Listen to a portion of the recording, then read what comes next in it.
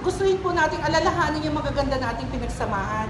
Para po, yung maliit na problema, magiging maayos, magkakasundo po agad, di po ba?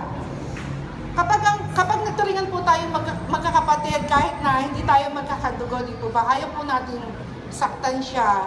So kung nagkakaroon po ng ang pagkakaibigan, kung tunay ng pagkakaibigan natin, kunyari, nagkaroon po ng isang hindi magandang nagawa sa iyo ang kaibigan mo.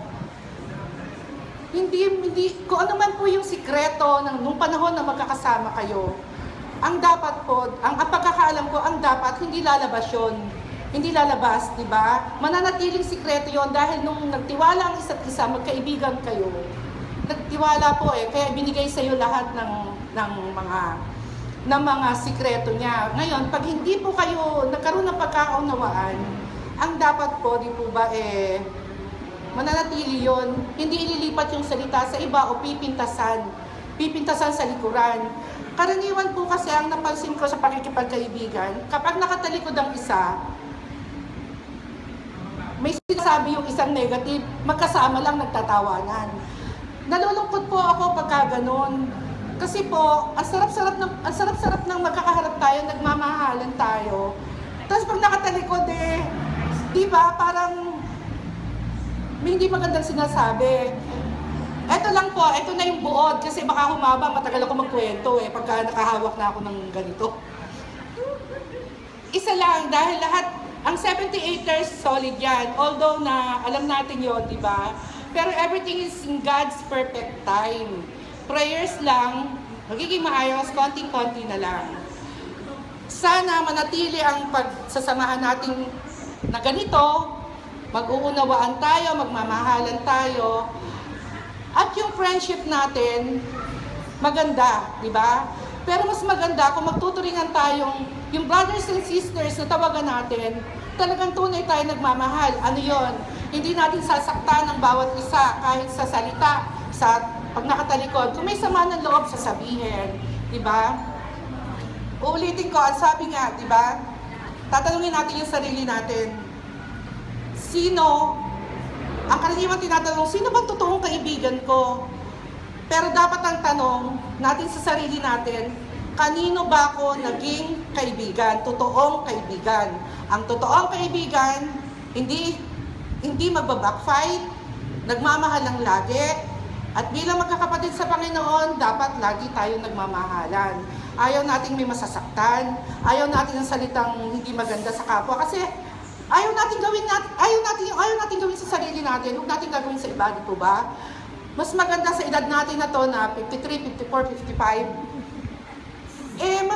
Masaya lang, di ba? Maging mabuti tayong tao.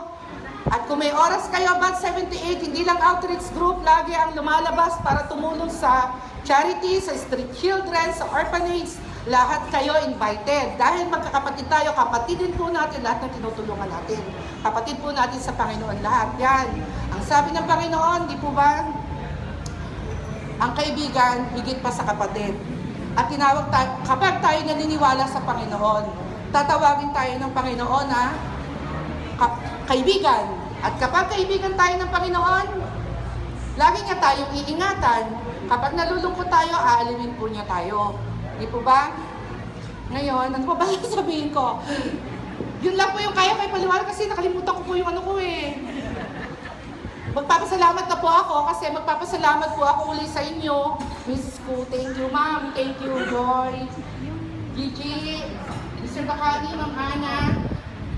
Yung lechon po natin na yan, bigay po yan sa atin, regalo sa atin, ng mga kapatid natin, kabats natin sa Amerika. Si, ano ang pangalan niya?